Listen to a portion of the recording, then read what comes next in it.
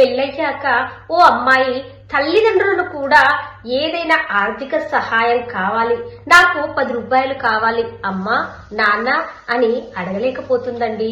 ఎందుకంటే తన బరువు బాధ్యతలు భరించే వ్యక్తికి, తనతో జీవితాంతం తోడు నీడగా ఉండే వ్యక్తికి కొండంత అండగా ఒక జత భర్త అనే భరోసా కట్టిపెట్టారు కదా అనుకుంటుంది. కానీ ఇక్కడ తన భర్త తన యోగక్షేమాలు చూస్తే బాగానే ఉంటుందండి. భార్య తెచ్చిన కట్నం కావాలి, భార్య చేసే సేవలు కావాలి.